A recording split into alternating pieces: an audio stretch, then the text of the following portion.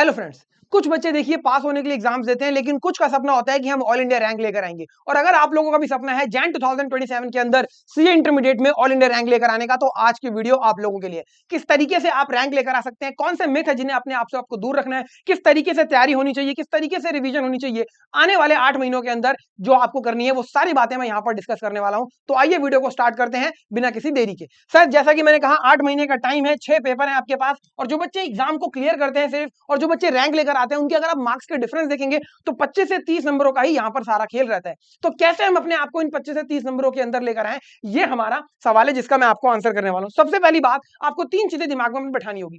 सबसे पहली चीज, सर जो बच्चे रैंक लेकर आते हैं उनका आईक्यू लेवल बहुत अच्छा होता है तभी वो रैंक लाते हैं, हमारा अच्छा नहीं है, हम नहीं ला पाएंगे। नहीं, ये बिल्कुल गलत बात है।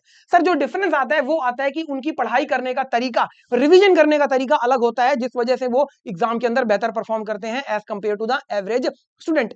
तीसरी बात कि सर यहां पर आपको समझना होगा कि जो टाइम है वो एक बहुत बड़ा डिसाइडिंग फैक्टर है। एग्जाम के 3 घंटे आने वाले 8 महीने जिसमें आप तैयारी करोगे, ये बहुत बड़ा आपका रोल प्ले करते हैं। तो किस तरीके से इसका यूटिलाइजेशन करना है, ये भी मैं आपके साथ बताने वाला हूं। सबसे पहली चीज, जो बच्चे रैंक लेकर आते हैं उनका थॉट प्रोसेस किस तरीके का रहता है, और जो बच्चे सिर्फ पास करते हैं उनका प्रोसेस किस तरीके से रहता है, जरा डिफरेंस समझिएगा। जो बच्चा रैंक लेकर आता है, देखिए उसके दिमाग में होता है कि मैं किस तरीके से सब्जेक्ट के ऊपर कमांड लेकर आऊं, लेकिन जो बच्चा सिर्फ पास होने की तैयारी करता है वो कहता है कि सर सिर्फ सिलेबस कंप्लीट हो जाए। जो बच्चा सिर्फ पास होना चाहता है वो कहता है कि सर हार्ड चैप्टर्स की प्रैक्टिस कर लेंगे, लेकिन सर जो बच्चा रैंक लाता है वो सारे चैप्टर्स की प्रैक्टिस करता है, चाहे वो इजी हो या हार्ड।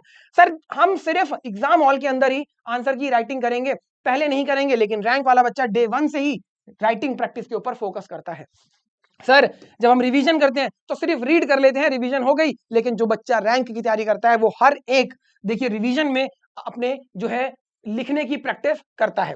इसके बाद पांचवी चीज आती है, देखिए कि सर एग्जाम में आप ये सोचते हो कि एग्जाम हमारे फेवर में आ जाए, सिंपल आ जाए, हम एग्जाम क्लियर कर लेंगे, लेकिन जब हम रैंक की तैयारी करते हैं वो बच्चा कहता है कि एग्जाम किस भी तरीके का है मुझे फर्क नहीं पड़ता, मेरी तैयारी इस तरीके की होगी कि मैं उसके अंदर बेहतर परफॉर्म करूंगा। तो ये कुछ डिफरेंस है जो बच्चे रैंक लेकर आते हैं और जो बच्चे सिर्फ पास होते हैं। तो आपको अपने थॉट प्रोसेस को थोड़ा सा बदलने की जरूरत है। इसके बाद आपका किस तरीके का स्टडी प्लान रहने वाला है आने वाले अगले 8 महीनों के अंदर, मैं आपको बताने वाला हूं। सबसे पहले जो आपके इनिशियल 3 मंथ्स रहने वाले हैं, मई से लेकर अगस्त तक के, ये आपके कंसेप्चुअल बिल्डिंग के होंगे जिसके अंदर आपको मेनली काम करना है।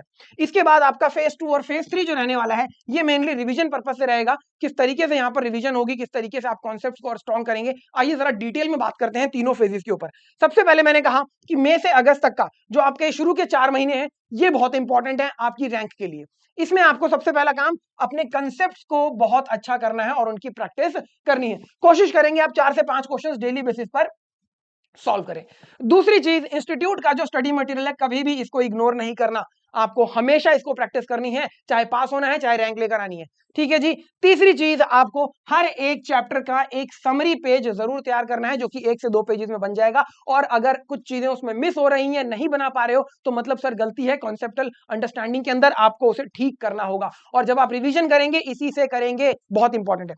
चौथी चीज जो आपकी आती है, आपको बोथ ग्रुप्स को साथ साथ चलाना है, क्योंकि रैंक लेकर आनी है तो मेहनत भी उस हिसाब से करनी है, तो मेहनत यहाँ पर ज्यादा होने वाली है।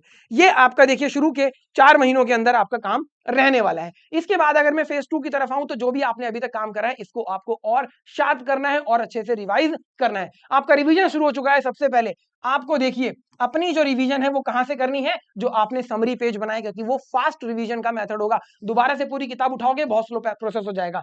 दूसरी चीज सर, आपको सिर्फ रीड नहीं करना है, राइटिंग प्रैक्टिस बहुत ज्यादा इंपॉर्टेंट रहती है यहां पर, आप ये जरूर करेंगे।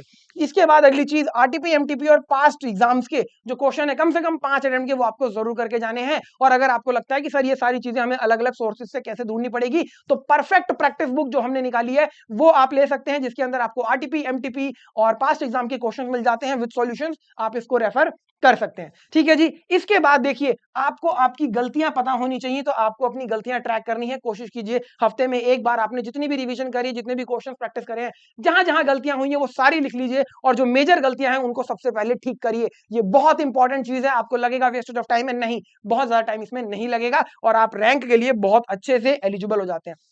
इसके बाद जो फेज 3 रहने वाला है आपका, जो कि आपका नवंबर से जनवरी तक का रहने वाला है, इसके अंदर आपको किस तरीके से काम करना है। सबसे पहले जो आपने समरी नोट बनाए हैं अपने, वहां से आपको रिवीजन करनी है, जैसा मैंने कहा। दूसरी बात, आपको हर दूसरे दिन एक फुल मॉक टेस्ट पेपर देना है 3 घंटे एग्जाम कंडीशन के अंदर बैठकर। ध्यान रखिए, बहुत इंपॉर्टेंट है। अगली चीज, सर आपने जो भी मॉक टेस्ट पेपर के अंदर गलतियां करी है उन्हें ठीक करना है। अब आप कहोगे हमें पता ही नहीं लग रहा सर हमने गलतियां कैसे करी हैं, उन्हें रिवाइज कैसे करें, ठीक कैसे करें। तो आप हमारी टेस्ट सीरीज ले सकते हैं जिसमें एक्सपर्ट फैकल्टी आपको बताएंगे हर एक क्वेश्चन के अंदर कि क्या गलती है और आप उसे ठीक करेंगे। ठीक है जी। इसके बाद अगली चीज, आप दिन में 10 मिनट डेली बेसिस पर देखिए, जहां पर फॉर्मुलेज हैं जैसे कि कॉस्ट का पेपर है, एफएम का पेपर है, उनको आप रिवाइज करेंगे। टैक्स का पेपर है, लॉ का पेपर है, अमेंडमेंट्स आती है, उन्हें आपको देखना है, बहुत इंपॉर्टेंट है क्योंकि 10 नंबर तक का पेपर आपका देखिए अमेंडमेंट से बन जाता है। अगली चीज, आपको तकरीबन 7 घंटे की स्लीप अपनी मेंटेन करके रखनी है क्योंकि देखिए अगर आप बहुत ज्यादा एग्जॉस्ट हो जाएंगे तो आपका जो दिमाग है वो चीजों को रिटेन नहीं कर पाएगा, रिकॉल नहीं कर पाएगा। तो ये भी बहुत जरूरी है कि अपने आप को रिलैक्स रखें, प्रेशर बहुत ज्यादा अपने ऊपर क्रिएट नहीं करना है। अगली चीज, आपके जो आखिरी के 3 दिन रहेंगे इसमें बहुत ज्यादा हैवी पढ़ाई नहीं करनी है। आपने जितनी पढ़ाई अभी तक करी है उन सारी चीजों को देखना है, अपने रिविजन नोट्स को देखना है, जहां पर आप प्रैक्टिस कर रहे थे वहां पर आपको चीजों को देखना है। ठीक है जी। इस तरीके के आपके ये 3 फेजेस के अंदर तैयारी रहने वाली है। अब यहां पर बहुत ध्यान से समझिएगा जरा कि सर कुछ पेपर ऐसे हैं जहां पर आप आसानी से अच्छा स्कोर कर सकते हैं, ज्यादा स्कोर कर सकते हैं, कुछ ऐसे हैं जिसमें लगता है कि हम कर लेंगे लेकिन कर नहीं सकते। कौन से पेपर है? जैसे कि आपका corporate and other law, taxation का paper, cost and management accounting का पेपर और आपका फाइनेंशियल मैनेजमेंट और एसएम का पेपर। सर यहां पर आप प्रोविजन एनालिसिस और कंक्लूजन की फॉर्म में आंसर लिख के जो है अच्छा स्कोर कर सकते हैं। इनकम टैक्स और जीएसटी के अंदर जीएसटी बहुत आसान है, आसानी से आप वहां पर 35 प्लस लेकर आ सकते हैं। कॉस्ट एंड मैनेजमेंट अकाउंट की बात करूं तो यहां पर फॉर्मुलेज हैं, थ्योरी है जो आपको आसानी से ज्यादा मार्क्स दिलवा सकते हैं। सेम वे फाइनेंशियल मैनेजमेंट और एसएम के अंदर है। लेकिन दूसरी तरफ अगर मैं बात करूं एडवांस अकाउंटिंग और ऑडिटिंग एंड एथिक्स की तो बच्चों को लगता है कि यहां पर स्कोर करना ज्यादा इजी है। सर एडवांस अकाउंटिंग का सिलेबस वास्ट है, एक्यूरेसी लानी पड़ती है क्वेश्चंस को सॉल्व करते वक्त, अकाउंटिंग स्टैंडर्ड्स काफी सारे हैं जहां पर बच्चे गलतियां करते हैं। ऑडिटिंग एंड एथिक्स का जनरल आंसर राइटिंग बहुत ज्यादा बच्चे करते हैं जिस वजह से वो अपने मार्क्स लूज कर जाते हैं। तो इन दो पेपरों में लगता जरूर है हमें कि सर हम आसानी से स्कोर कर लेंगे, लेकिन ये वो पेपर है जहां पर हम बहुत ज्यादा टाइम लगा देते हैं, लेकिन इन पेपर्स में हम कम टाइम लगाकर ज्यादा स्कोर कर सकते हैं। तो ये चीज भी आपको आइडेंटिफाई करनी होगी। अगर आपको लगता है कि किसी एक आधे पेपर में नहीं सर मैं यहाँ अच्छा स्कोर कर सकता हूँ तो आप अपने अकॉर्डिंग स्विच कर सकते हैं। ठीक है जी। चलिए सर, अगर अब मैं आपको जरा डिटेल में लेके चलूं एक चीज को समझाने के लिए, क्या सर अगर आपको रैंक लेकर आनी है तो आप ऐसा नहीं है कि ऑल इंडिया रैंक आपने सोच ली बस दिमाग खत्म हो गया, नहीं, आपको यह भी डिसाइड करना होगा कि पास होने के लिए तो हमें 50% मार्क्स चाहिए होते हैं। ठीक है जी। रैंक जो आती है वो 70% और इसके ऊपर आना स्टार्ट होती है। तो हमारा टारगेट डे 1 से 75% से 80% एग्जाम के अंदर जो मार्क्स लेकर आना है ये होना चाहिए। अगर आप ये दिमाग में लेकर नहीं चल रहे हैं तो आप कहीं ना कहीं देखिए अपनी जो रैंक लाना चाहते हैं उसमें क्लियर नहीं है, जो कि बहुत गलत बात है। तो आपको डे 1 से ये चीज अपनी जो है वो रियलाइज रखनी होगी। अच्छा, इसके बाद सर जो बच्चे रैंक लेकर आते हैं उनके एग्जाम में एक बहुत बड़ा फैक्टर होता है वो है प्रेजेंटेशन। प्रेजेंटेशन में कुछ चीजें हैं जो आपको करनी है। कौन सी चीजें मैं आपको बताता हूं। सबसे पहली चीज देखिए, वर्किंग नोट्स जो होते हैं वो आपको हमेशा बनाकर आने हैं। अक्सर बच्चे वर्किंग नोट्स को इग्नोर कर देते हैं, जो छोटी छोटी कैलकुलेशन है वो नहीं दिखाते, मार्क्स लूज कर जाओगे आप। दूसरी चीज, जब आप थ्योरी के प्रोविजंस की आंसर राइटिंग कर रहे हैं, जैसे कि लॉ हो गया, चाहे वो जीएसटी के अंदर है, चाहे वो इनकम टैक्स में है, ऑडिट में है, आपको किस तरीके से लिखना है। सबसे पहले आपको प्रोविजन लिखना है जिसमें आप एक्ट की रेफरेंस जरूर देंगे अगर सेक्शन नहीं याद होता। उसके बाद आप एनालिसिस देंगे, देन आप कंक्लूजन लिखेंगे। ये चीज आपको हमेशा याद रखनी है। तीसरी चीज, जो फाइनल आंसर आएगा चाहे वो आपका न्यूमेरिकल क्वेश्चन का है, ठीक है जी, आपको उसे अंडरलाइन करना है या फिर बॉक्स के अंदर रखना है। थ्योरी में अंडरलाइन, और अगर आपने फिगर को कंप्यूट करी उसको बॉक्स में करना, क्लियरली एग्जामिनर को विजिबल होना चाहिए आपका आंसर। चौथी चीज, सर आपको देखिए जो क्वेश्चन बहुत अच्छे से आते हैं वो सबसे पहले करना है, चाहे वो क्वेश्चन लास्ट का ही क्वेश्चन क्यों ना हो। ये बात ध्यान रखिएगा, जो क्वेश्चन जितना अच्छे से आता है उसको सबसे पहले करिए। पांचवी चीज, आपको समझना होगा कि हर एक मार्क्स के लिए आपके पास 1.8 मिनट्स का टाइम है। तो आपको अपने आंसर को उसी टाइम फ्रेम के अंदर कंप्लीट करना है, और ये तभी कर सकते हो जब घर पे आप मॉक टेस्ट पेपर की प्रैक्टिस कर रहे हो। अगर नहीं कर रहे हो तो एग्जाम में नहीं हो पाएगा। अगर आपने ज्यादा टाइम लगा दिया तो बाकी क्वेश्चंस के लिए जो है आपका टाइम कम हो जाएगा, पेपर पूरा नहीं होगा। ये बहुत गलत बात है। पांचवी और छठी चीज देखिए, कभी भी आपको कोई क्वेश्चन छोड़कर नहीं आना है। आपको क्या करना है, नहीं आता है तो जितना आता है अपनी समझ से उसको जरूर करिए। स्टेप वाइज मार्किंग के बेनिफिट आपको यहां पर मिल सकता है। तो ये प्रेजेंटेशन की कुछ चीजें जो आपको हमेशा ध्यान रखनी है अपने दिमाग के अंदर। आगे की तरफ मैं अगर लेके चलूं कि सर आपका जो रिवीजन है हम 3 बार रिवीजन नहीं कर पाएंगे, ये 3 बार रिवीजन तो मिथ लगता है, नहीं सर ऐसा नहीं है। आपको रिवीजन किस तरीके से करनी है, जो मैंने कहा आपने रिवीजन पेज बनाया है अपना, उससे आप रिवीजन करेंगे, इससे आपकी रिवीजन जो है वो स्पीड अप हो जाती है। और आपको रिवीजन कोशिश करनी है कि 3 दिनों के बाद, 5 दिनों के बाद, 7 दिनों के बाद, 10 दिनों के बाद, ऐसे आपको रिवीजन करते रहना है। इसके साथ साथ एक चीज आप जो है कर सकते हैं अपने फ्री टाइम के अंदर, जब भी आप खाली बैठे हैं तो आप एक पेपर लीजिए, उस पर लिखना स्टार्ट कर दीजिए जो भी आपको चैप्टर के अंदर चीजें समझ में आई।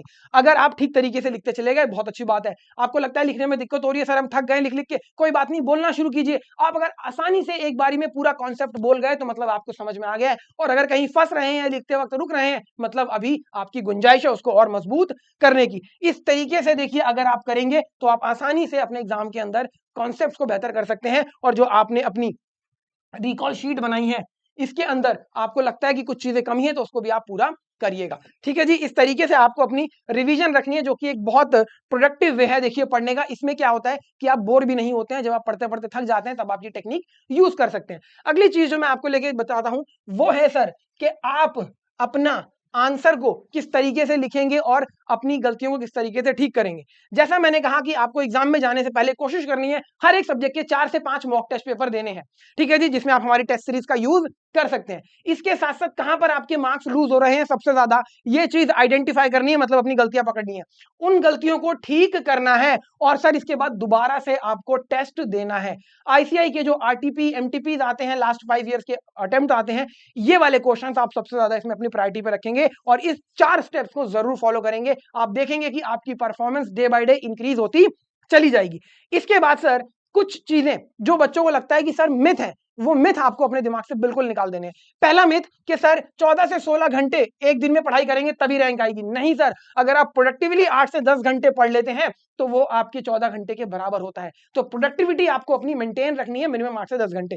दूसरी चीज कि सर जो थ्योरी है उसे हम इग्नोर कर दें, चाहे वो हमारा कॉस्ट एंड मैनेजमेंट अकाउंटिंग का पेपर है या फाइनेंशियल मैनेजमेंट का पेपर है, थ्योरी यहां बहुत इंपॉर्टेंट है दोनों ही पेपर के अंदर। तीसरी चीज कि सर सिलेक्टिव स्टडी करके हम रैंक लेकर आ जाएंगे, नहीं सर, 100% सिलेबस की कवरेज यहां पर चाहिए, क्योंकि आप पास नहीं रैंक होने की बात कर रहे हैं। सर चौथी चीज की अगर मैं बात करूं, कोचिंग के नोट्स इनफ है, नहीं सर, आपके जो अपने नोट्स बनाए होते हैं उनसे बेहतर कुछ नहीं होता। इंस्टीट्यूट का मटेरियल, आरटीपी एमटीपी, ये सबसे ज्यादा बेहतर आपका सोर्स है पढ़ने का, क्योंकि यहीं से पेपर बनता है। सर अगली चीज की मैं बात करूं कि सर आपने कहा कि एक बार हमने क्वेश्चन सॉल्व करके देख लिए हो गया काम, नहीं, आपको बार बार रिपीटेटिवली ये काम करते रहना है जब तक आपके एग्जाम खत्म ना हो जाए। और सर अगली चीज, आखिरी के महीने के अंदर कोई भी नया टॉपिक, कोई भी नया कॉन्सेप्ट बिल्कुल नहीं उठाएंगे, कॉन्फिडेंस लूज कर जाएगा वो आपका वहां पर।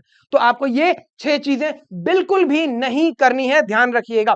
सर इसके बाद आखिरी के जो 30 दिन है बहुत इंपॉर्टेंट है, यहां पर आपको अपने आप को फिजिकली और मेंटली बहुत स्ट्रांग रखना है, अपने आप को डाइवर्ट नहीं होने देना। पहले 30 दिनों के जो 10 दिन है आपके, इसमें किस तरीके से करना है sir, 1 full mock test paper आपको देना है और अपनी रिवीजन रखनी है अपनी रिवीजन नोट से। दूसरी चीज कि सर आपकी जो गलतियां हैं, जो अमेंडमेंट्स हैं, उन्हें आपको कोशिश करनी है कि देखते रहे ताकि वो दोबारा ना हो। और इस तरीके से देखिए आपको करना है अपने एग्जाम वाले डे तक, ताकि आपको देखिए गलती ना हो। और अपनी स्लीप का यहां पर आपको खास ध्यान रखना है ताकि आप आसानी से अपने आप को रिफ्रेश रखें। तो 6 बातों के अंदर मैं अपनी पूरी बात को कंक्लूड करना चाहूंगा। पहली चीज कि सर आपको पढ़ना है सब्जेक्ट के ऊपर कमांड लेने के लिए। दूसरी चीज, आपको सर अपने कॉन्सेप्ट्स को बहुत अच्छा करना है क्वेश्चंस की प्रैक्टिस करके, बाय हैंड राइटिंग प्रैक्टिस। ठीक है जी, आपको सर उन टॉपिक्स को पहले करना है जहां पर आप आसानी से स्कोर कर सकते हैं। आंसर राइटिंग इस तरीके से आपकी होनी चाहिए। प्रेजेंटेशन के लिए मैंने आपको बता दिया, वर्किंग नोट्स और आपके जो थ्योरी पेपर है उसके अंदर प्रोविजन, एनालिसिस, देन कंक्लूजन की फॉर्म में आपको अपने आंसर लिखने हैं। जो आपके कंसाइज नोट हैं इन्हें आपको बिल्कुल भी इग्नोर नहीं करना है, वहां से ज्यादा आप रिवीजन करेंगे। और छठी चीज, आखिरी के 30 दिनों के अंदर आपको सर मॉक टेस्ट पेपर का ध्यान जरूर रखना है। तो अगर आप इस तरीके से देखिए अपनी तैयारी रखते हैं तो आप आसानी से एग्जाम के अंदर ऑल इंडिया रैंक लेकर आ सकते हैं। मैं उम्मीद करता हूं कि सारी चीजें आपने नोट कर ली हैं। पीडीएफ अवेलेबल है डिस्क्रिप्शन के अंदर, आप डाउनलोड करके इसको रीड कर सकते हैं। मैं मिलूंगा आप लोगों से नेक्स्ट वीडियो के अंदर, तब तक के लिए थैंक यू सो मच।